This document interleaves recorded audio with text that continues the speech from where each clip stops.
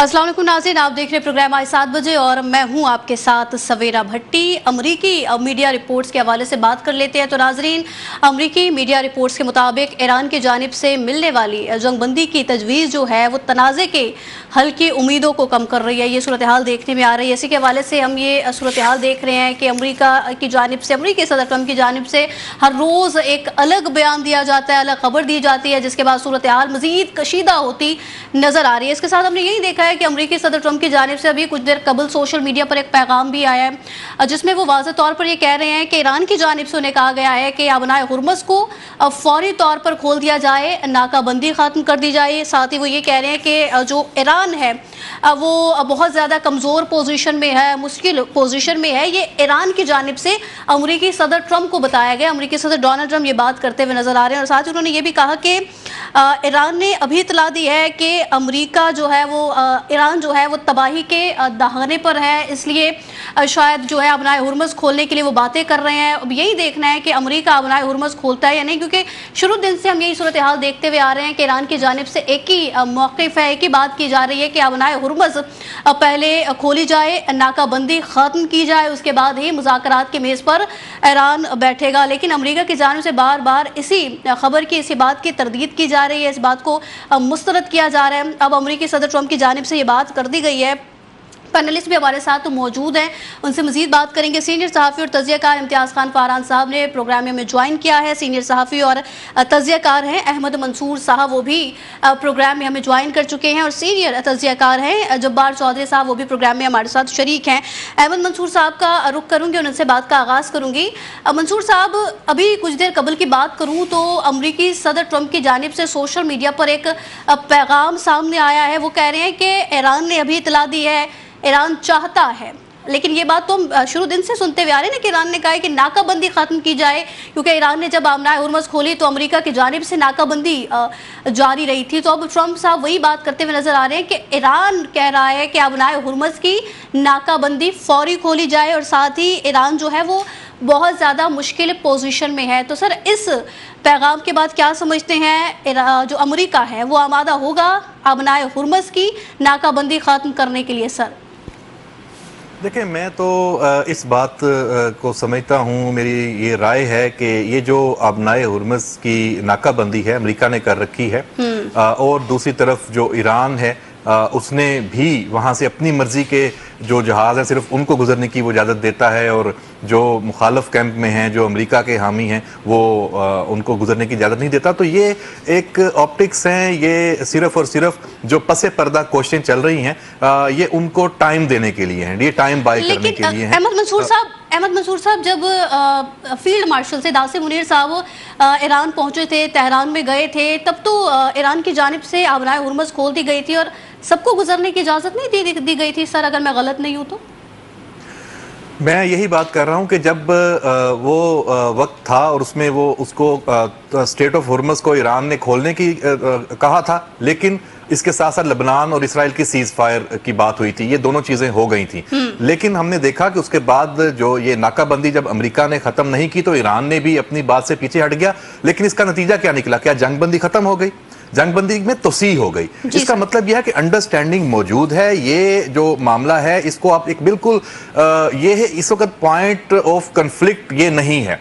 असल मामला है जोहरी जो एनरिचमेंट है, यूरेनियम जो एनरिच्ड है उसका क्या बनेगा। ईरान का जो जोहरी प्रोग्राम है वो अमेरिका की ख्वाहिश और उसके जो मुतालबात के हवाले से वो आगे बढ़ेगा, उसके ऊपर निगरानी होगी उसको ख़त्म करने की।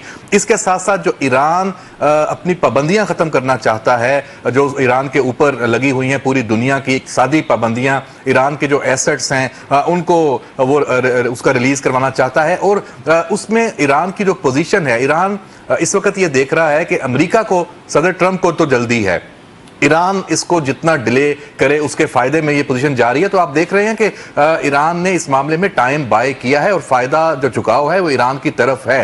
यहाँ मैं एक बात जरूर कहूंगा कि ये जो तय ये किया गया, जब ये सारी हर्डल्स आई, रुकावटें आई, तो फिर शायद यहाँ ये फैसला हुआ पाकिस्तान के जरिए ही कि आप बराह रास्त भले सामने ना बैठें, आप इस एग्रीमेंट पे MOU जब तक ये फाइनल शेप में ड्राफ्ट हो, आमादा सब हो ना जाए, उस वक्त तक ये इसी तरह ही ये मामला चलता रहे।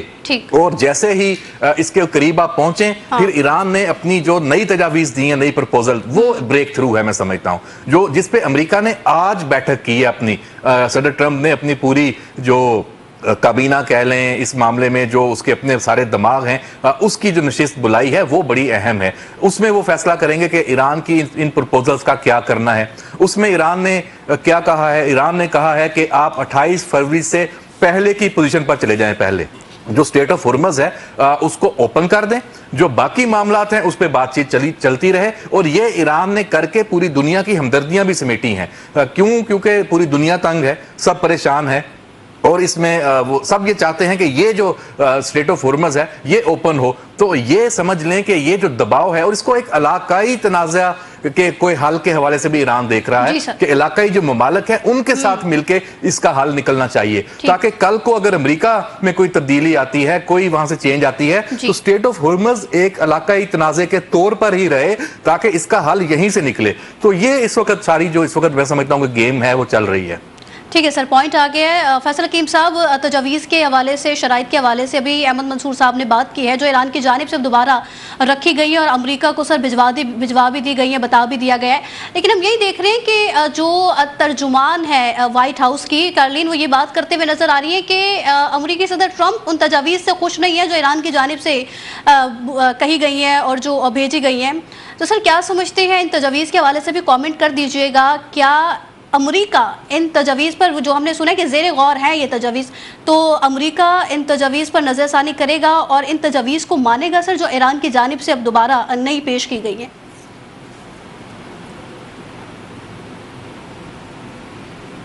जी जब्बार साहब। अच्छा, मैं आपने फैसल हकीम साहब का नाम लिया था तो मैंने कहा शायद उनको बात, असल में सर रोज ऐसा है। जी सर सर फैसल हकीम साहब भी रोज प्रोग्राम में होते हैं ना, तो इसलिए थोड़ी आज गड़बड़ हो गई। जी जी, कोई बात नहीं, कोई बात नहीं। फैसल साहब हमारे साथ ही होते हैं, आज भी साथ ही समझे उनको। अच्छा, ये इशू है कि जैसे अपने मंसूर साहब ने बताया, ये अभी जो कल एक बहुत बड़ी मीटिंग है नेशनल सिक्योरिटी की, अब डोनाल्ड ट्रंप ने सिर्फ एक्सक्लूसिवली, ये बहुत पहले उन्होंने जितनी भी जो मीटिंग्स की सारी अपनी कबील जो किचन कैबिनेट है उनके साथ करते थे, लेकिन कल जो पाकिस्तान के जरिए जो ईरान की जो नई तजावीज आई, उसके ऊपर जो है नेशनल सिक्योरिटी काउंसिल का इजलास बुलाया डोनाल्ड ट्रंप ने, जिसके ऊपर कुछ डेलीगेशन कल हुई, जिसकी आज थोड़ी सी रिपोर्टिंग मीडिया के जरिए हुई कि शायद जो अमेरिका है, डोनाल्ड ट्रंप है, वो बहुत ज्यादा खुश नहीं है। लेकिन इसलिए कोई कंक्लूसिव कोई रिजल्ट नहीं निकला है। जब कोई रिजल्ट अनाउंस होगा उसके बाद इनके हम कह सकते हैं कि जब कोई व्हाइट हाउस के तर्जुमान की तरफ से कोई ब्रीफिंग आएगी फिर हमको राय कायम करेंगे। लेकिन फिलहाल अभी सूरत हाल इस वक्त तक ये है कि आज फिर इसमें दौरा फौज होगा, फिर इजलास होगा और दोबारा इसके ऊपर जो है किसी हल तक पहुंचने की कोशिश की गई। देखिए सवेरा, ये जंग जो है जो शुरू हुई थी न्यूक्लियर मामले के ऊपर, एटमी प्रोग्राम की वजह से ईरान के ऊपर शुरू हुई थी, लेकिन उसके बाद ये अपने हुर्मुज वाला मामला, जो स्टेट ऑफ हुर्मुज है, ये जो है वो न्यूक्लियर एक न्यूक्लियर से बड़ा इशू जो है वो बन चुका है। अमेरिका के ऊपर प्रेशर है, वो कि अमेरिका डायरेक्ट बराह रास्त अपने हुर्मुज से इफेक्ट नहीं हो रहा, बल्कि उसको तो माशी तौर के ऊपर फायदा हो रहा है। तो बहुत सा तेल जो है उसका बिकना शुरू हो गया। लेकिन पूरी दुनिया का जो प्रेशर है, क्योंकि दुनिया इसमें ईरान से ज्यादा अमेरिका को जिम्मेदार समझती है कि आपने हमला किया, इसकी वजह से जवाबी तौर के ऊपर ईरान ने जो है इसको बंद किया और पूरी दुनिया इसका शिकार हो गई। अब पूरी दुनिया का प्रेशर भी है, इस वजह से जो ईरान की ये तजावीज जो है ये काबिल अमल एक फ्रेमवर्क लगता है कि पहले आप जो बहुत जो अर्जेंट मामला हैं, क्योंकि न्यूक्लियर वाला मामला तो सालों से चला आ रहा है और चला ही आ रहा है। पहले भी एक मरतबा अपना मुआहदा कर चुके हैं, उसके बाद यूरेनियम की इन्वेस्टमेंट से वो हद से क्रॉस किया अपना ईरान ने, जिसकी वजह से अमेरिका को दोबारा मौका मिला। तो ये न्यूक्लियर वाला इशू जो है उनका कहना है कि आप सेकंड मरहले में डाल दें, पहले ये जो अपने हुर्मुज है इसको खोलने के मामला कर लें, हम भी खोल देते हैं, आप भी खोल देते हैं, ताकि दुनिया में जो एनर्जी का क्राइसिस है वो खत्म हो। ये इंतहाई काबिल अमल तजवीज है फौरी तौर के ऊपर, क्योंकि जंगबंदी ऑलरेडी हुई है, सीज फायर चल रहा है, तो कम से कम ये वाला मामला है जिसको खत्म करके दुनिया को जो है एक मौका दे दिया जाए कि एनर्जी का क्राइसिस खत्म हो जाए। ये तजवीज ईरान के लिए भी काबिल कबूल है, उसका भी ब्लॉकेड खत्म हो जाएगा, उसको भी माशी फायदा हो जाएगा।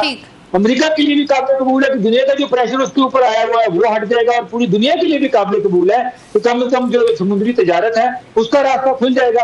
तो मेरा ख्याल है कि इसके ऊपर ब्रेक थ्रू हो सकता है, होना चाहिए। बाकी जो बहुत जो लॉन्ग टर्म का जो न्यूक्लियर वाला मामला है उसको भी बिल्कुल साथ ही ज्यादा डिले ना किया जाए, पहले कम से कम जहाँ सीजफायर का अनाउंसमेंट दिया वहां पे आपने हॉर्मुज़ से खोलने का ऐलान हो जाए और न्यूक्लियर वाले मामले के ऊपर दोनों बैठ जाए, तो उसके बाद ये मामला आगे बढ़ सकता है। मेरा ख्याल है इसमें से काबिल अमल हल निकलेगा। लेकिन अगर अमेरिका जो है इस तजावीज को भी रद्द कर देता है तो फिर मेरा ख्याल है कि दुनिया का प्रेशर जो है वो अमेरिका के ऊपर आएगा और आना चाहिए कि वो अगर काबिल अमल तजावीज को भी जब वो नहीं मान रहा तो इसका मतलब है कि उसकी नीयत भी जो है वो फतूर है, खोट है। फिर मामला सिर्फ जो है ना वो कह लें कि आपने हुर्मुज़ का या न्यूक्लियर का नहीं है, फिर पूरा मामला जो है ना वही है जो इजराइल का प्लॉट है कि ईरान को मुकम्मल तौर के ऊपर जो है वो तबाह किया जाए, न्यूट्रलाइज किया जाए। तो मेरा ख्याल है फिर मामला उस तरफ जाएगा, फिर दुनिया जो है वो अमेरिका को शक की नजर से देखेगी। ठीक है, दुनिया फिर अमेरिका को शक की नज़र से देखेगी। सर आपको पॉइंट आ गया है। इम्तियाज साहब इसी पर आपका भी जवाब चाहूँगी। अमेरिका और ईरान दोनों की जानिब से हम यही देख रहे हैं कि जो पेशकश की गई है तजावीज़ फ़रीक़ैन को समझ नहीं आ रही, ना अमेरिका को और ना ही अगर हम ईरान की बात करें तो उनको। तो मामला तो सर वहीं पे लग गया ना कि ताक लगा कर रखो, पहला हमला कौन करेगा, इसी पर अब टिका रहेगा। इम्तियाज साहब बिस्मिल्लाहिर्रहमानिर्रहीम, हरदम दुरूद व सलाम मोहम्मद आले मोहम्मद सल्लल्लाहु अलैहि वसल्लम पर। देखें, सवेरा अहमद मंसूर साहब ने जो एक बात कही थी वो बड़ी वैलिड है, उसके ऊपर वज़न भी है कि असल में जो टाइम बार हो रहा है या जो टाइम लिया जा रहा है उसको कैमोफ्लेज करने के लिए कोई ना कोई इशू चाहिए, कोई ना कोई मामला चाहिए। वो कहते हैं ना कि वो बात जिसका फसाने में कहीं जिक्र ना था वो बात उन्हें बहुत नागवार गुजरी है। देखिए, हरमस को बंद करने का मामला जंग के आगाज़ में था ही नहीं, ना जंग के अंदर इसका कोई मामला था। ईरान ने अपने टूल के तौर पर उसको जब यूटिलाइज़ किया तो एकदम पूरी दुनिया में भौचाल आ गया। उससे पहले इस तरह का भौचाल नहीं था और उससे अमेरिका भी मुतासिर हुआ और पूरी दुनिया। फिर ईरान ने एक स्ट्रेटजी यूज़ की कि जो एंटी अमेरिका होगा या जो युआन के साथ पेमेंट करेगा या जो हमसे डिप्लोमेसी करेगा उसको हम सिलेक्टिवली इजाज़त देंगे। तो उससे ये हुआ कि अमेरिका आइसोलेशन में जाना शुरू हो गया कि भाई ज़ाहिर है कि यूके पीछे हटा, सब वो ईरान से बात करते थे और अपना मोस्टली वहाँ से, क्योंकि टोटल यहाँ से तिजारत नहीं होती, फ्यूल का ज़्यादा है 20% 30% वो सारा करके। उसके बाद फिर नेगोशिएशन जब शुरू हुए, उससे पहले जब पहली मरतबा शुरू हो रहे थे तो ये टोल यूज़ किया था, उसने अपना टूल यूज किया, इसने ईरान ने उस वक्त आया कि भाई इसको आप खोलें, फिर ये करें। मुज़ाकरात होते रहे, यानी जो भी मुज़ाकरात हुए 18 घंटे 20 घंटे, लेकिन ये पाबंदी रखी ईरान ने। उसके बाद जब हमारे फील्ड मार्शल गए थे तो आपको याद होगा उस वक्त उसने उठाई। तो अमेरिका ने भी अपनी स्ट्रेटजी के तौर पर नेवी को ऑपरेट किया और उसने हरमोज की बंदिश नहीं है, जो एक सारी स्वताले जो ऑर्डर्स हैं वो ये है कि जो ईरान के पोर्ट्स की तरफ जो जाएंगे शिप्स उनको रोका जा रहा है। ईरान की असल में कॉर्डन किया हुआ है, ईरान के जो पोर्ट्स हैं उनको कॉर्डन किया हुआ है। अब ये वाला जो टूल है अमेरिका का, ये बॉम्बिंग से ज़्यादा समझ आ रहा है कि ये बॉम्बिंग से कहीं ज़्यादा ख़तरनाक ईरान के लिए साबित हो रहा है, क्योंकि उसकी पूरी शिपमेंट रुकी हुई है। सिर्फ इस वक्त अगर ज़मीनी तिजारत देखें वो भी नेबर कंट्रीज़ में वो जो मामूली है, आम सी है, वो सिर्फ है, बाकी जो बड़ी उसकी शिपमेंट है वो रुकी हुई है। इवन ये कि चाइना का एक मामला हुआ था कि चाइना का शिप वहाँ से आगे गया था। तो ये जो अहमद मंसूर साहब ने एक बात की, ये अपने जो टाइम गेन करने वाली बात है उसको, अब इस इशू भी बहुत बड़े हैं ये दोनों के लिए, और ये नॉन इशू भी है कि ये एक ऑर्डर की बात है, सिर्फ एक ऑर्डर में सारे का सारा हो जाएगा, इसमें कोई वो नहीं है। देखिए इस वक्त अमेरिका जो है, अमेरिका की पूरी आपने ईरान के नायब सदर का स्टेटमेंट भी सुना। ईरान के वाइस प्रेसिडेंट ने कहा कि अब अमेरिका की वो पोजीशन नहीं रही है कि वो दूसरे ममालिक को डिक्टेट करा सके। इसको अगर वैसे आप एनालाइज करेंगे तो बात सही भी हो रही है। लाइक 1956 में बार बार ये करता हूँ कि 56 में सेम यही सूरत हाल आई थी। अमेरिका उस वक्त सुपर पावर नहीं था, उस वक्त बरतानिया यूके सुपर पावर था और नहर सुइस के ऊपर ये मामला आया जब जमाल अब्दुल नासिर ने उसको नेशनलाइज कर लिया। उससे पहले वो एक इंटरनेशनल लॉ के मुताबिक इंटरनेशनल कंपनी उसको ऑपरेट करती थी, लेकिन एज सुपर पावर यूके का उसके ऊपर डोमिनेशन थी। इसराइल उस वक्त यूके का अलाई था, यूके के साथ था। जब मिस्र को उन्होंने थ्रेट किया कि नेरो स्विस का कंट्रोल आप ओपन करें, हमारे हवाले करें, तो उस वक्त जंग शुरू हुई। ठीक है सर। इसराइल यूके के साथ मिल गया, सही, और अमेरिका अगेंस्ट, रशिया अगेंस्ट भी नहीं गया तो साइलेंट हो गए। जैसे इस वक्त अमेरिका आइसोलेशन में है, उस वक्त 1956 में यूके चला गया था, और उसके बाद यूके की सुपर पावरशिप बिल्कुल खत्म हो गई, स्टर्लिंग पाउंड खत्म हो गया। अब ना सिर्फ पेट्रो डॉलर जो है वो खतरे में है, अमेरिका की जो एक बहुत बड़ी पोजीशन वो समझ रहा है वो खतरे में है, क्योंकि अब ग्रीनलैंड का क्या होगा। कनाडा ने कहा कि हम 70% नहीं देंगे जनाब, हम अपना खुद अपने आवाम के ऊपर खर्च करेंगे। उधर ग्रीनलैंड के मामले में लोग खड़े हो गए, यूके बोलता है हम नहीं मानेंगे, तो ये अब ताकत का मसला है। लेकिन इम्तियाज साहब, अब यहाँ पर बिल्कुल सर आप दुरुस्त कह रहे हैं कि अब ताकत का मसला आ गया है। साथ ही रहिए अहमद मंसूर साहब, सर आपने जब पहले सर आप कमेंट कर रहे थे तो आपने जौहरी प्रोग्राम के हवाले से बात की कि असल मसला जो है वो जौहरी प्रोग्राम है। तो सर फिर क्या समझा जाए जौहरी मामले पर बातचीत के बगैर? आप नहीं समझते कि मुस्तकिल जंग बंदी अब मुमकिन नहीं रही है सर? देखें, जौहरी जो इस वक्त तनाज़ा है अमेरिका और ईरान का ख़ास तौर पे, वो कोई इतनी जल्दी हल होने वाला नहीं है, और इसका ना सिर्फ दोनों फ्रीकैन को बल्कि पूरी दुनिया को मालूम है। ये इसका एक फ्रेमवर्क तो आप ज़रूर तय कर सकते हैं कि आप ईरान की जो यूरेनियम एनरिचमेंट की सलाहियत है उसको ख़त्म करने की बात करें, उसको महदूद करने की बात करें, उस पर निगरानी, चेक एंड बैलेंस आप लागू करें। अब उसमें ईरान ने जो प्रपोजल दी है, उसने मुख्तलिफ जो ममालिक हैं जो ईरान के दोस्त ममालिक हैं, उसने कहा कि इनका कोई एक आप फोरम बनाएं, और ताकि डेफिनेटली एक इत्मीनान साजी भी तो चाहिए, तो वो ये देखें, ये इंश्योर करें कि जो एग्रीमेंट हो उस पर ईरान अमल कर रहा है कि नहीं कर रहा। तो ये एक मैकेनिज्म है जिसकी उसने प्रपोजल दी है अमेरिका। अच्छा, इसमें ईरान है उसने बड़ी एक आप कहें कि स्मार्ट मूव की है। उसने इसमें फिर जो दीगर ममालिक अपने दोस्त ममालिक हैं या दुनिया के जो आप कह लें कुछ हद तक न्यूट्रल हैं, उनको इंगेज कर लिया है। जब वो इंगेज हो गए हैं तो उनका साथ ईरान के वो साथ मिलके वो अमेरिका के ऊपर एक और प्रेशर है वो भी बिल्ड होगा कि अच्छा चलें, इसमें आप कोई और ऑप्शन ले आए। तो बातचीत में सिर्फ ईरान अब अमेरिका से बात नहीं करेगा। ईरान की कोशिश ये है कि जैसे रूस गए, ईरान के जो वजीर खारजा हैं अब्बास इराक्ची, और वहां प्यूटन से मिले हैं, और वहां आप देखें बहुत अहम बड़ी स्टेटमेंट है। पाकिस्तान की सालसी से पहले दुनिया का कोई मुल्क सालसी की बात नहीं कर रहा था। अब प्रेसिडेंट प्यूटन ने सालसी की ऑफर की है कि रूस तैयार है। इसका मतलब ये हुआ वो क्यों तैयार है, तो उसको नजर आ गया कि पाकिस्तान ने ग्राउंड बना के दे दिया। और बिल्कुल सर वो ये भी कह रहे हैं ना कि अब मुकम्मल जो है वो यकीन दहानी कराई जाएगी, और मुकम्मल ताउन की यकीन दहानी भी करा दी गई है प्यूटन की जानिब से। पहले आप सही कह रहे, पहले इस तरीके की कोई बातें सामने नहीं आ रही थी सर। पाकिस्तान के सालिसी के किरदार के बाद ये सब कुछ जो है वो मंजर आम पर आ रहा है। जी बिल्कुल, और उसी का ही नतीजा है। देखें, ये ठीक है अहमद मंसूर साहब, आपका पॉइंट आ गया। जी सर, कंप्लीट कीजिएगा आप।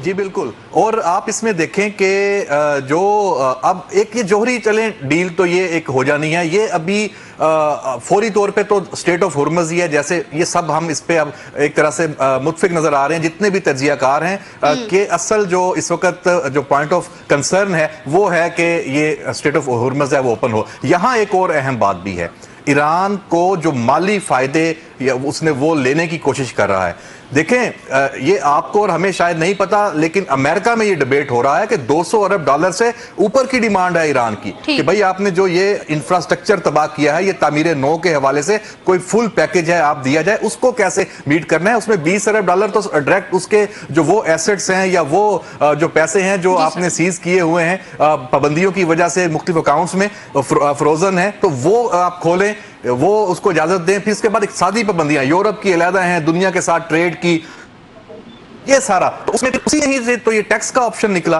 कि जो स्टेट ऑफ हुर्मज़ है यहां पे टैक्स लगे। भाई उससे पहले तो नहीं था। तो बाकी सारी दुनिया है जो खलीजी ममालिक का इसमें असल खदशात हैं या तशवीश है, वो तो कहते हैं भाई जंग ईरान और अमेरिका की है, टैक्स आप हम पे लगा रहे हैं, बाकी दुनिया पे लगा रहे हैं, यानी कि इस मामले में आप दोनों एक हैं। तो इसलिए ये बड़ा कम्प्लेक्स सिचुएशन बनती जा रही है। इसमें अब दीगर ममालिक हैं, उन्होंने इस एग्रीमेंट में आना ही आना है। ये अमेरिका और ईरान का बाईलैटरल एग्रीमेंट नहीं होगा, मेरी तो अंडरस्टैंडिंग यही है। ठीक है सर, आपकी अंडरस्टैंडिंग यही है, आपको पॉइंट आ गया है। जब्बार चौधरी साहब, सर आप भी इस पर कमेंट कर दीजिएगा। जो ईरानी वज़ीर ख़ारजा अब्बास अराग़ची साहब की प्यूटन से मुलाकात हुई और प्यूटन की जानिब से जो मुकम्मल यकीन दहानी कराने की बात भी कर दी गई है, इस पर कमेंट करिएगा। जो दौरे किए गए हैं ईरानी वज़ीर ख़ारजा अब्बास अराग़ची साहब के, वो बहुत खुशाइंद रहे हैं। आपका क्या कॉमेंट है सर इस पर? देखिए, दो इश्यूज हैं, बिल्कुल जैसे अमन भाई ने भी बात की। दो इशू है, एक इशू है न्यूक्लियर का और एक इशू है अब्ने हुर्मुज़ का। मेरे नजदीक जो है, जो अब्ने हुर्मुज़ है, ये असल न्यूक्लियर ये बन गया हुआ है। असल न्यूक्लियर इशू से भी बड़ा इशू ये बन गया हुआ है। और इसमें ये जो वायदा होगा, इसमें अभी अमन ने भी बात की कि ये मल्टीलेटरल होगा, सिर्फ अमेरिका और ईरान में नहीं होगा। बिल्कुल उन्होंने दुरुस्त बात की, क्योंकि जो अमेरिका और ईरान का मुआहदा अगर होना है तो वो सिर्फ न्यूक्लियर की हद तक होना है कि न्यूक्लियर वाले मामला में उनका हो जाए। आपने हुर्मुज़ में जाहिर है, फरीक जो है वो ओमान भी उसी तरह सामने खड़ा होकर आ गया है कि अगर ईरान जो है एक तरफ ईरान के पास है तो एक तरफ ओमान के पास है, और ओमान जो है वो भी उसकी यानी कि रजामंदी के बगैर यहाँ पर ना कोई टूल लग सकता है, ना इसको अब जो है ना कोई और मामला किया जा सकता है। तो अगर रेगुलेशन होनी है तो दोनों ममालिक की बाहमी जो है रजामंदी इसमें जरूरी है। अब इस वजह से अब्बास अराग़ची साहब पाकिस्तान आए, फिर फौरी तौर पर ओमान गए और ओमान के बाद वापस आए।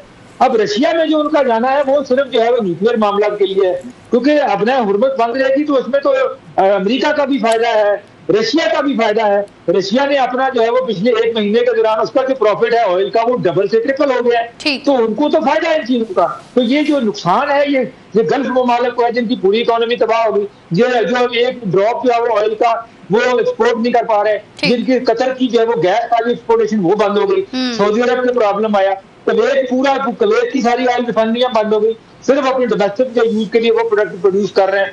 तो ये सारी जो तकलीफ और मामला है, ये प्रोड्यूसर कंट्री है गल्फ का, उनका मसला है स्टेट ऑफ हुर्मुज़ का।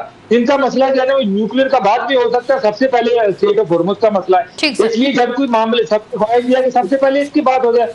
रशिया के साथ जो बात हो रही है, रशिया भी मेरा ख्याल है तो ये यूरेनियम जो अफरूजा हुई है उसको ट्रांसपोर्ट करने का मामला है, उसमें मेरा ख्याल है कि शायद ईरान क्योंकि अमेरिका को तो कभी भी नहीं देगा, ना उसके ऊपर वो ट्रस्ट करेगा। वो एक रशिया ऐसा प्लेयर हो सकता है जो कि उसकी सालसी कर सके। ईरान की जो अफरूजा यूरेनियम है वो पाकिस्तान भी उतना ही कैपेबल है उसको लेने के लिए, रशिया भी उतना कैपेबल है। तो वो मामला जो है रशिया का सिर्फ जो है वो यूरेनियम की जरूरत की हद तक है। बाकी का स्टेटमेंट आया है कि वो अपना अमन के लिए पूरी तरह साथ खड़े हैं।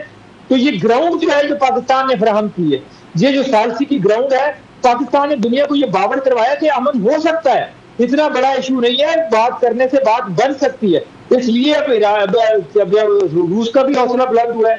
बाकी जो दूसरे यूरोप के ममालिक हैं उन्होंने भी ये रियलाइज किया कि ये अमन आ सकता है, पाकिस्तान की बैठ के खड़े हैं सारे, उसके इनिशिएटिव पाकिस्तान है। देखिए, डायरेक्ट अमेरिका कभी रूस पे ट्रस्ट नहीं कर सकता कि उसको सालत मान ले या फैसिलिटेटर मान ले, बल्कि जब यूरेनियम की बात है उसमें भी अमेरिका को ये कबूल शायद ना हो कि रशिया चली जाए, तो माइट भी उसमें भी जरूर जब पाकिस्तान ऐसा मुल्क है, पाकिस्तान ऐसा स्टेबलाइजर है, पाकिस्तान ऐसा सालसी का किरदार अदा करने वाला मुल्क है कि पाकिस्तान के ऊपर सबका एतबार हो सकता है। ये पाकिस्तान ने ग्राउंड फराहम की।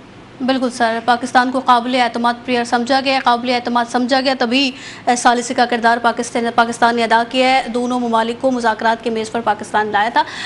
इम्तियाज़ साहब, ये जो दौरे किए गए हैं ईरानी वज़ीर ख़ारजा अब्बास अराग़ची साहब के, कितनी अहमियत के हामिल हैं, आप क्या समझते हैं सर?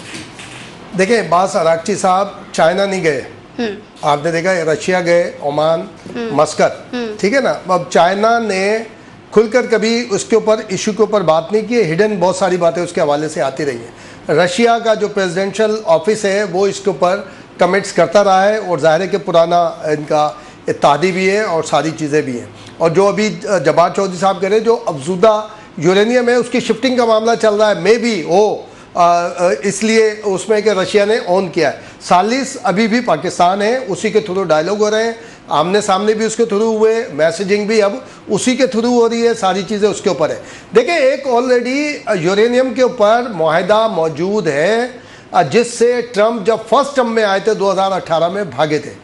2013 से 2015 तक ईरान के मुज़ाकरात हुए अमेरिका से, और एक joint comprehensive plan of action जिसे JCPOA का नाम दिया गया, जिसके सिग्नेटरीज में रशिया, चाइना, फ्रांस, अमेरिका, बरतानिया और जर्मनी भी शामिल है। और ये जब फर्स्ट टर्म में ट्रंप जीत कर आए थे पहले, तो उसमें 2018 में अमेरिका ने ये ट्रंप ने उसको एग्जिट हुआ उससे क्या कि हम नहीं मानते इस माहिदे को, ये हमारा किया हुआ माहिदा नहीं है, ये ओबामा वाले उसका जो ये हमसे पहले हुकूमत का ये है, तो वो ऑलरेडी मौजूद है, जिसमें ईरान ने तमाम बातें तस्लीम की हुई हैं कि वो सिविलियन अपने मामले पर आएगा, सारी चीज़ें करेगा और उसके ऊपर सिर्फ उसको आगे या तो उसके अंदर मजीद कोई चीज़ें शामिल करनी है या उसी को आगे, क्योंकि उसके दुनिया के जो सुपर पावर्स हैं वो उसके सेक्रेटरी हैं, उसके आप समझ लें कि ज्वाइंट उसका एक ऑलरेडी एग्रीमेंट मौजूद है। मामला वो जो एक और बात जो चल रही है ना, जो चौधरी साहब भी बार बार कर रहे हैं, अहमद भाई भी कर रहे हैं, असल में बेनिफिशियरी इस जंग का सबसे बड़ा बेनिफिशियरी जो निकला है वो रशिया निकला है, क्योंकि उसका जो ऑयल का कहें या जो भी उसके ऊपर इतने प्रॉब्लम नहीं हो रहे। जो यूक्रेन के अंदर उसके लिए प्रॉब्लम्स आई थी वो थोड़ी कोल्ड हो गई, क्योंकि अमेरिका दूसरी साइड पे बिजी हो गया, ईरानी वाली साइड पे बिजी, और जो उसके नुकसान थे उसके अजाले की तरफ मामला जा रहा है ये फ्यूल की वजह से, और उसकी ट्रांजैक्शन भी यहाँ से नहीं। और दूसरा बड़ा जो बेनिफिशियरी है वो अमेरिका है। वेनेजुएला का जो ऑयल दुनिया का सबसे बड़ा एक है, वहाँ से अब उसकी जब यहाँ जितना प्रॉब्लम चल रही है हरमस के ऊपर, वो जाहिर है कि उनकी वहाँ से ट्रांजैक्शन हो रही है, क्योंकि दुनिया को चाहिए, लेकिन महंगी है, महंगी होने की वजह से दुनिया के ऊपर उसका असर पड़ रहा है। वो चाहते हैं कि ये मशीक वस्ता के मामलात हो, वहाँ से सप्लाई शुरू हो, LNG की सप्लाई शुरू हो, फ्यूल की, ताकि ये जो कीमतें हैं ये गिरे। अगर इस दौरान में मिसाल के तौर पर अमेरिका, रशिया और जो चंद एक ममालिक है जो ऑयल प्रोड्यूसर है और सप्लाई कर रहे हैं मार्केट में, इजीली हो रहा है, अगर ये गिरा दें अपनी कीमतों को, तो मैं समझता हूं कि शायद फिर हरमस के ऊपर कोई बात भी नहीं करेगा, कोई इस तरह के मामलात को भी आगे लेकर नहीं आएगा कि ना बहुत परेशानी हो गई। लेकिन अगेन सवेरा, अमेरिका और ईरान मुज़ाकरात के बाद या मुआहदे के बाद, ठीक है सर, सबसे अहम मरहला जो आएगा ईरान और मशरिक़ वस्ता के ममालिक के दरमियान किसी पॉजिटिव एग्रीमेंट का मामला आएगा, क्योंकि इस वक्त भी जो मशरिक़ वस्ता के ममालिक हैं, चाहे उसमें आप सऊदी अरब का नाम ले लें, कतर का नाम ले लें, इराक का नाम ले लें, कुवैत का नाम ले लें, वो अभी थोड़े से खौफजदा है कि अगर ईरान अपर हैंड के साथ अगर उसका एग्रीमेंट होता है तो फिर वो हम पे क्या क्या डिक्टेशन मुसल्लत कर सकता है या नहीं कर सकता। वो बीच में पाकिस्तान का एक लेवरेज मौजूद है, क्योंकि सऊदी अरब से हमारा बिफोर वार एक एग्रीमेंट है और हम ऑलरेडी सऊदी अरब में मौजूद हैं, पहुंच गए, इसलिए थोड़ा अरब से इस जंग से पहले हमारा मुआहिदा हो चुका था और ये बात आप दुरुस्त कर रहे हैं। साथ ही जो रशिया के सदर पुतिन की मुलाकात हुई है ईरानी वज़ीर ख़ारजा अब्बास अराग़ची साहब से, वो भी बड़े खुशाइंद है, वो यही बात करते हुए नज़र आ रहे हैं कि मुकम्मल ताउन की यकीन दहानी कराएंगे। और यही बात भी की जा रही है प्रोग्राम में कि पहले पाकिस्तान ने सालिसी का किरदार अदा किया, उससे पहले कोई भी मुल्क इस जंग में ना मुदाखलत कर रहा था, ना ही कोई किरदार अदा करने की यकीन दहानी करा रहा था। अब पाकिस्तान की इस कामयाब सिफारतकारी के बाद हम देख रहे हैं कि दूसरे ममालिक भी कोशिश कर रहे हैं इस जंग को ख़त्म कराने के लिए। साथ ही प्रोग्राम में वक्त एक ब्रेक का, मजीद भी बात करेंगे, साथ रहिए।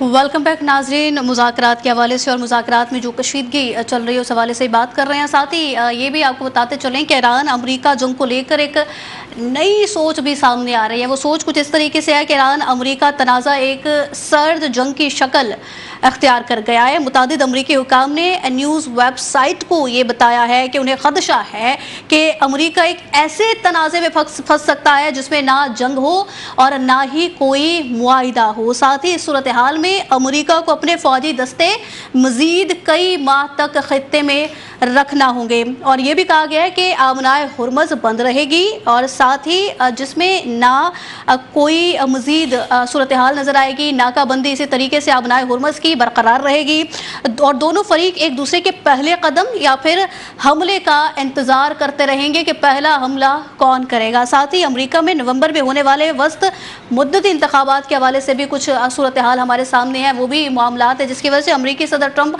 बहुत ज़्यादा कशमकश की सूरत हाल में मुब्तला हो गए हैं। अहमद मंसूर साहब, सर सूरत हाल ये भी हमारे सामने है, जो सर्द जंग की बात की जा रही है, सर इस पर आपकी क्या राय है और साथ ही क्या समझते हैं, क्या अमेरिका सर्द जंग में दाखिल हो चुका है? सर आपकी राय क्या है? देखें, ये बड़ा एक मुश्किल इसका आप कह सकते हैं कि आप एनालिसिस करें। सर्द जंग अभी इस वक्त इस स्टेज पे उसकी कोई तुक या मंतक समझ नहीं आती। सर्द जंग कब होगी? जब दो आलमी ताकतें हैं वो बराह रास्त जंग से वो गुरेजा हों और वो किसी तीसरे फरीक के ऊपर, जिसको प्रॉक्सी वॉर भी कह सकते हैं, वहाँ पे वो जो दीगर हरबे होते हैं उनके जरिए आपस में वो मुकाबलेबाजी करें। ईरान के साथ अभी दुनिया की कोई आलमी ताकत उस तरह अमेरिका के खिलाफ खड़ी नहीं हुई, जिसको आप कहते हैं ना कि उसको सपोर्ट मिल रही हो या उसके जरिए चीज़ों को मैनिपुलेट किया जा रहा हो। तो अभी तो अमेरिका खुद ही फंसा हुआ है इसमें। सर्द जंग की नौबत तो तब है ना कि अमेरिका बिल्कुल जीत रहा हो और जो दूसरी कोई और ताकत है वो भी बीच में आ जाए। तो ये तो भी इस मेस से निकलने की बात हो रही है। ये जो मेस है इसमें पूरी दुनिया, तमाम आलमी ताकतें, तमाम माशी ताकतें, तमाम रीजनल कंट्रीज, तमाम दुनिया के ममालिक इससे मुतासर हैं। तो ये जंग तो अपने आप से है इस वक्त देखा जाए तो, एक दूसरे के खिलाफ तो है नहीं, तो इस दलदल में ये फंस चुके हैं। आप देखें कि मशरिक़ वुस्ता का एक ब्लॉक जो था, बड़ा मजबूत ब्लॉक था, वो कितना इस वक्त उसको नुकसान हो चुका है कि वो आपस में एक दूसरे के खिलाफ उसमें आप कह लें कि मिसट्रस्ट पैदा हो चुका है। यूएई का ओपेक से निकलना ये कोई मामूली वाकया नहीं है। इसने डायनामिक्स चेंज कर दिए हैं इस पूरे जो अमेरिका ईरान डायलॉग का जो प्रोसेस है, और जो स्टेट ऑफ हुर्मस की जो बात है, जो तेल की कीमतों का जो कंट्रोल है, तो अब इस जाने बात चलेगी। बल्कि जो दुनिया की आलमी ताकतें हैं वो तो एक दूसरे को सपोर्ट कर रही हैं रास्ता निकालने के लिए। जी सर, ठीक है सर, आपका पॉइंट आ गया। ओपेक के हवाले से ही बात कर रहे हैं, जुब्बार चौधरी साहब ओपेक के हवाले से ये बात करते हुए नजर आ रहे हैं, अहमद मंसूर साहब भी। सर इस फैसले से जो कि ओपेक की बात की जा रही है, आप क्या समझते हैं, मजमूई ताकत और आलमी मंडी पर इसके असर और रसूख में कमी आ सकती है? सर जैसे कि हमने देखा मुत्तहिदा अरब अमारात इससे असर निकल गए हैं सर ओपेक से। देखिए, मुत्तहिदा अरब अमारात के जो है वो बहुत सारी और प्रॉब्लम में घिरा हुआ भी था, और इस जंग ने मजीद जो है यूएई के लिए मुश्किलात पैदा की हैं, क्योंकि ज़रा जिनकी ऑयल इकोनॉमी है और ऑयल ड्रिवन इकोनॉमीज है, सारी इकोनॉमीज को ही बहुत बुरी तरह धक्का लगा है, लगेगा। लेकिन इस रीजन के अंदर जो है यूएई की जो ओपेक वाला मामला है, ये सिर्फ इकोनॉमी पर नहीं जा रहा है, जो रीजनल ब्लॉक है, जो जीसीसी कंट्रीज हैं, उनके अंदर भी जो मिसट्रस्ट पैदा हुए हैं, ये उसकी भी एक कहने की निशानी है, उसका भी रिफ्लेक्शन है।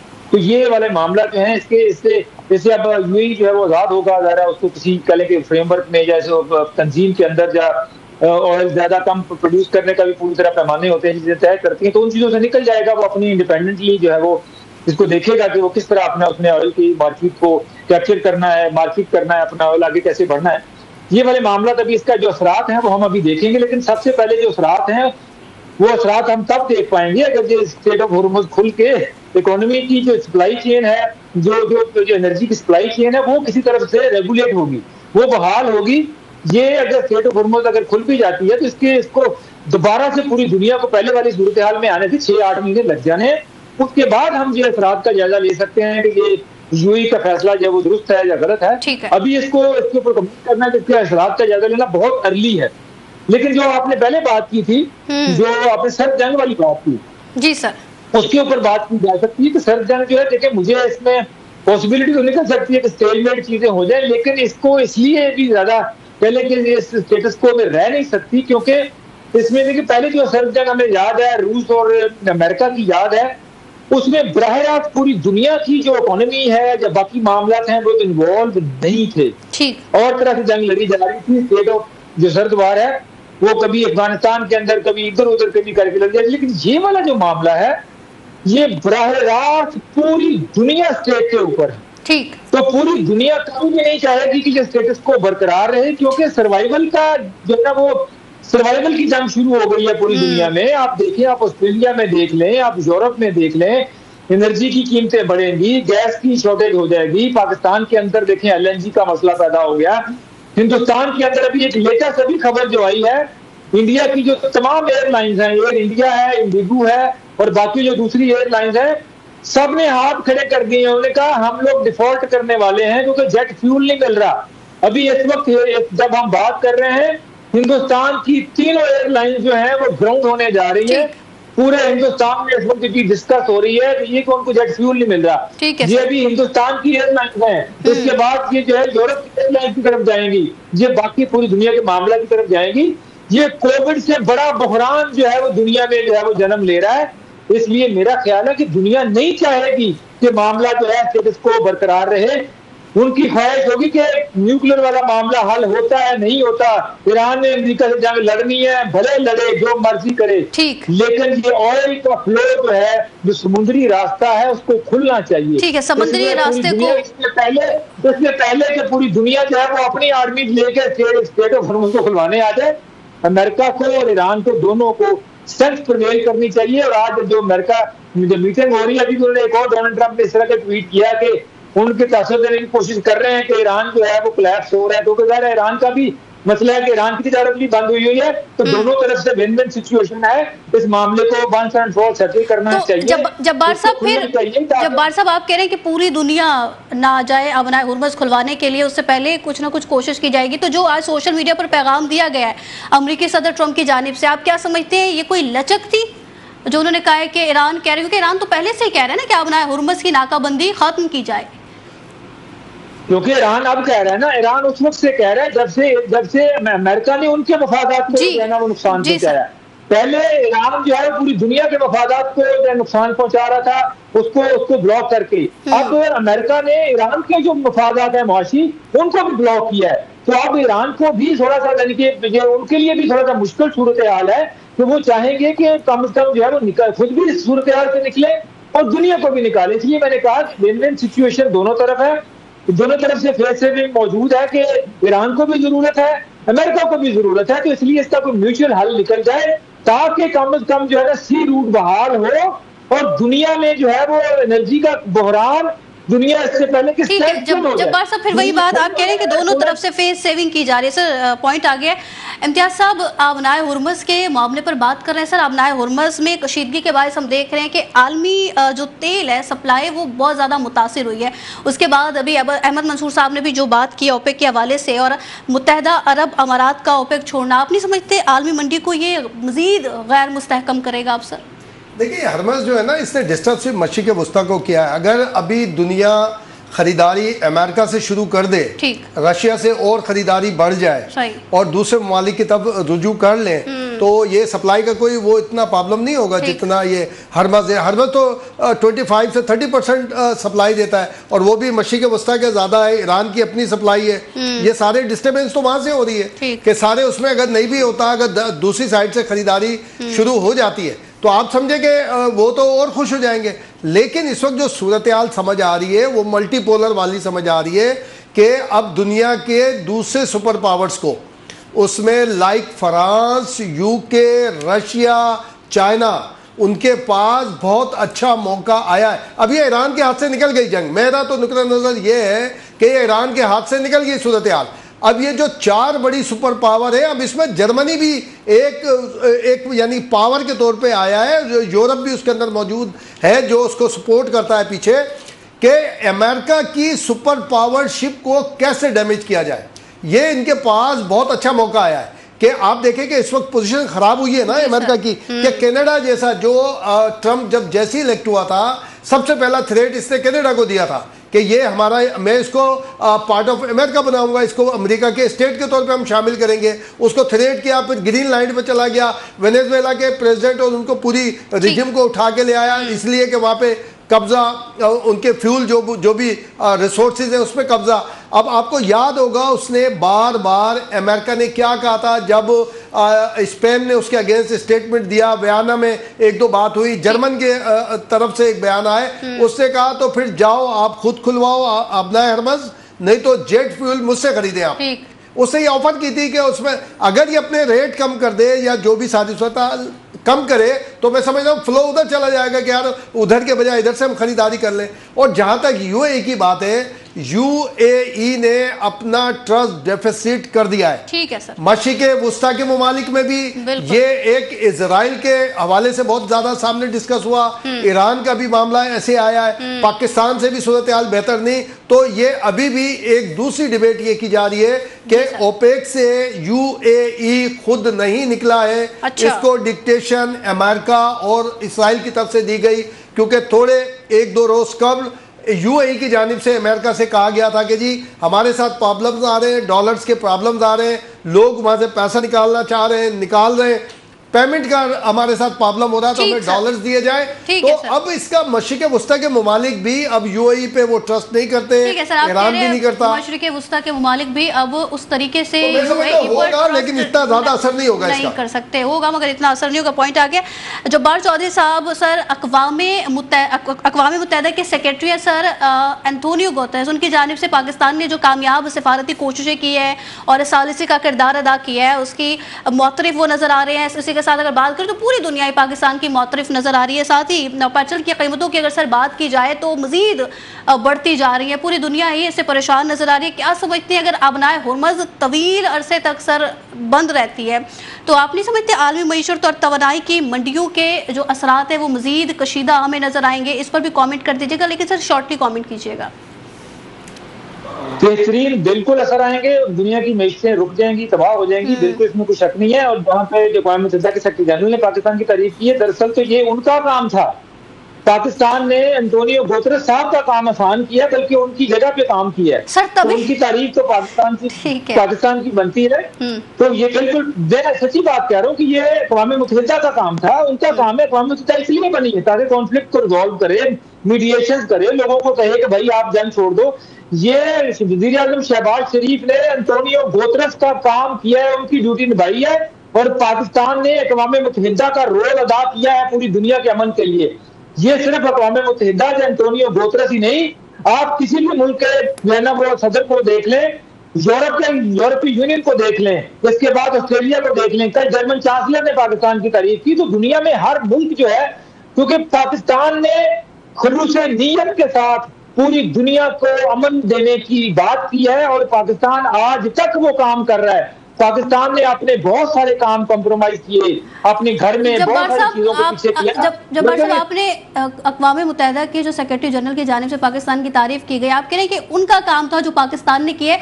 सर जिस मकसद के लिए यूएन बनाई गई थी वो मकसद तो ना कोई पूरे होते नजर आ रहे हैं, ना कोई उस तरीके के मामलात होते हैं, तो सर तारीफ कर रहे हैं, इसी में खुश हो जाते हैं फिर सर हम? मैं इसमें कुछ नहीं होता, मैं तो डिमांड कर रहा हूं, मैं मुतालबा कर रहा हूं कि पाकिस्तान को अक़वाम मुत्तहिदा की सिक्योरिटी काउंसिल की मुस्तकिल मेंबरशिप मिलनी चाहिए, और पाकिस्तान को वीटो पावर दिया जाना चाहिए कोशिशों के एवज। मैं ये कह रहा हूँ कि पाकिस्तान को वीटो पावर हासिल होनी चाहिए, पाकिस्तान सीधे वीटो पावर करे, और पाकिस्तान जो है वो यूएन सिक्योरिटी काउंसिल का मुस्तकिल मेंबर, पाकिस्तान का हक है जो पाकिस्तान ने जो काम किया। ठीक है सर, आपको पॉइंट आ गया है। अहमद मंसूर साहब, सर आप भी कमेंट कर दीजिएगा। जो तारीफ की गई है, पूरी दुनिया मुतरफ नजर आ रही है पाकिस्तान की, और साथ ही जो कीमतें बढ़ रही हैं पेट्रोल की, सर पूरी दुनिया परेशान है इस पर। देखें, बिल्कुल जो कीमतें बढ़ रही हैं ये परेशानी मौजूद है, और जैसे पहले जब्बार साहब भी ये बात कर चुके थे और इम्तियाज़ साहब भी, कि ये कोविड से भी बड़ा बहरान दुनिया का मुआशी है और इसका सामना करना पड़ रहा है, और ये अभी ख़त्म होता नज़र भी नहीं आ रहा। जो ज़्यादा अलार्मिंग चीज़ ये है, और इसका मुकाबला पाकिस्तान में आप देख लें कि मैं यहाँ ये ज़रूर बात करूँगा कि 100 से ज़्यादा ममालिक को है ना दुनिया के, वो रोज़ कमाते हैं रोज़ खाते हैं, कहते हैं ना ताज़ा कमाते हैं ताज़ा खाते हैं। इसलिए किसी के पास इतने, उनकी जो इकॉनमी की पोजीशन है, इतने वसाइल नहीं है कि वो 1 साल 6 माह इस तरह वो उनकी जो इनकम है वो रिड्यूस हो जाए, उनके जो अखराजात हैं वो बढ़ जाएं, और ख़ास तौर पे जो तवानाई का बहरान है उसका उनको सामना करना पड़े। तो ये हल होना है मामला हर सूरत में, और इसके लिए जो मैंने पहले भी बात की, जो दुनिया का दबाव, देखिए प्रेसिडेंट ट्रंप ने ये जंग बंदी में तोसी गैर मुइना क्यों की है, वो ये प्रेशर फेस कर रहे हैं अपने इत्तेहादियों का भी, दुनिया के दीगर जो बड़ी ताकतें हैं उनका भी, और अपना अमेरिका के अंदर अपने अवाम का भी। तो इसलिए ये जो जाना, जो आप लोग देखते हैं ना कि कहते हैं जी दोबारा नई तैयारियां शुरू हो गई हैं, बिल्कुल वहां आपको जो नई जो मिलिट्री डिप्लॉयमेंट है उसमें आपको बढ़ती हुई नजर जरूर आ रही है। देखिए वो सब कुछ साथ साथ चलेगा, लेकिन इसके साथ साथ ये जो अमन की कोशिशें जो पाकिस्तान ने जिनका आगाज किया है ये जरूर कामयाब होंगी। और इसमें एक हमारे दोस्त हैं अब्दुल करीम सिद्दीकी, उनके प्रोग्राम में कल हम बात कर रहे थे कि जो ये दुनिया में कहीं भी ये मुआहदा हो, एग्रीमेंट हो, इस पे दस्तखत पाकिस्तान में होंगे। मैंने वहां पे कहा था कि दस्तखत जहां भी हो, जो स्टैम्प पेपर है जिसपे ये मुआहदा होना है वो पाकिस्तान का, इस्लामाबाद से जारी हुआ है। तो पाकिस्तान का जो कलीदी रोल है हम हासिल कर चुके हैं, उसको अब कोई हमसे छीन नहीं सकता। बिल्कुल सर, अमन की कोशिशें ज़रूर कामयाब होंगी जैसा कि आपने कहा, और पाकिस्तान उसी दिन कामयाब हो गया था। पाकिस्तान की साजिश उसी दिन कामयाब हो गई थी जब पाकिस्तान ने दोनों फ़रीक़ैन को मुज़ाकरात के मेज़ पर लाने में पाकिस्तान कामयाब हुआ था 47 साल बाद। सर ये बहुत बड़ी खुशाइन बात है, बहुत ही बड़ी अचीवमेंट है पाकिस्तान के लिए। इम्तियाज़ साहब, सर आप भी कमेंट कर दीजिएगा शॉर्ट लिस्ट पर, जैसे कि अभी अहमद मंसूर साहब ने भी बात की है। सर देखिए 7-8 मई था ना जब ट्रंप का स्टेटमेंट आया था कि एक तहजीब ख़त्म हो जाएगी कल। उस वक्त पूरी दुनिया में खौफ आराज़ था, इंक्लूड ईरान। ठीक उस वक्त जो पाकिस्तान की एफर्ट सामने आई, prime minister of Pakistan Shahbaz Sharif और फील्ड मार्शल आसिम मुनीर शाह साहब की, उसके बाद सारा का सारा मामला डिफ्यूज़ हुआ और उसके बाद सडनली ईरान के फेवर में गया और अमेरिका के अगेंस्ट चला गया। और ये बिल्कुल सही है ईरान के वाइस प्रेसिडेंट का कि अब डिक्टेशन वाली पोजीशन में नहीं रहा। लेकिन अगर ये कीमतें ज़्यादा रहती है ना सवेरा, ये सब ऑटोमेटिक मैनेज हो जाएगा। अगर पूरी दुनिया डिस्टर्ब होगी, पूरी दुनिया अगर ये तवानाई के बहरान में आएगी, महंगाई बढ़ेगी, तो फिर इक्वल हो जाएगा। लाइक कोरोना से जब पूरी दुनिया मुतासिर हुई थी, कोरोना से पहले की दुनिया देख लेना कि डॉलर कहाँ पर था और तमाम अशिया खुर्दोनोश की कीमतें देख लें, वे आप अपना जो लाइफ का जो स्टाइल है वो देख लें आप। तो अगर ये कंटिन्यू रहा थोड़े अरसे और, तो जब पूरी दुनिया इफेक्ट होती है तो उसका मल्टीप्लाई होता है और फिर इक्वली आ जाता है सारी की सारी सूरत हाल कि जहाँ पे डाउन है या अप है सब इक्वल आ जाते हैं। तो अगर ये कंटिन्यू काफ़ी टाइम रहा और ये जो ज़्यादा कीमतें रहीं, अगर इसकी जो हमारे जो ये तवानाई की या फ्यूल की, तो मैं समझता हूँ मैनेजमेंट शुरू हो जाएगी। इकोनॉमी का एक अपना उसूल होता है कि जब एक साइड पे होता है, अगर चंद जगह पर इफेक्ट हो रहा हो तो डिस्टर्बेंस होती है कि जो इफेक्ट नहीं हो रहे होते वो ज़्यादा ग्रो कर जाते हैं। लेकिन जब पूरी दुनिया को इफेक्ट करेगा तो ग्रोइंग जो है इक्वली होगी, फिर एक दूसरे को ट्रीटमेंट शुरू हो जाएगी सारी की सारी। जैसे कोरोना में था, कोरोना से देखे ना, कोरोना ने पूरी दुनिया को मुतासिर किया था, तो तेजी के साथ आपने देखा महंगाई आई। उस वक्त देखे 2020 में क्या सूरत हाल थी, आज आप किसी भी चीज़ की आप देख लें तो ये जब मुश्किल होती है तो उसके रास्ते निकलना शुरू हो जाते हैं। लेकिन जो खौफ था, एक न्यूक्लियर खौफ जो था वो निकल गया 7-8 मई को जब ये जंगबंदी का ऐलान हुआ। और ये गैर मुअय्यना मुद्दत तक जंगबंदी का मतलब यही है कि अमेरिका फेस सेविंग के साथ इससे निकलना चाह रहा है कि उसका पावर बरकरार रहे, लेकिन वो डिस्टर्ब हो गया, खराबी हो गई को भी मुस्तहकम करके इस सूरत हाल से निकलने की कोशिश कर रहा है अमेरिका। यही सूरत हाल देखने में आ रही है। मुअज़्ज़िज़ मेहमान 3 हमारे साथ मौजूद थे, आप तीनों के वक्त का शुक्रिया। और यही सूरत हाल देखने में आ रही है अमेरिका की जानिब से, अमेरिकी सदर ट्रंप की जानिब से हर रोज़ एक नया बयान सामने आ जाता है। कभी कहा जाता है कि आमना हुर्मज़ किसी सूरत नहीं खोली जाएगी जब तक मुज़ाकरात में कोई अच्छी पेशरफ्त सामने नहीं आती है। लेकिन आज हमने वही देखा, अमरीकी सदर ट्रंप जो कि हर रोज़ एक नई खबर की वजह से सुर्खियों में छाए रहते हैं, अब वो कह रहे हैं कि ईरान की जानिब से उन्हें इतला दी गई है कि ईरान बहुत ज़्यादा मुश्किल पोजीशन में है, सूरत हाल बड़ी ख़राब है। और साथ ही ईरान ये कह रहा है कि आबनाए हुर्मज़ को फौरी तौर पर खोल दिया जाए। यानी अमरीकी सदर ट्रंप एक बार फिर लचक दिखाते हुए नजर आ रहे हैं। लेट्स सी, देखते हैं कि ये मामला अब किस सूरत में जाता हुआ नजर आता है। इसी के साथ दीजिए प्रोग्राम से सवेरा भट्टी को इजाज़त। अल्लाह हाफिज़।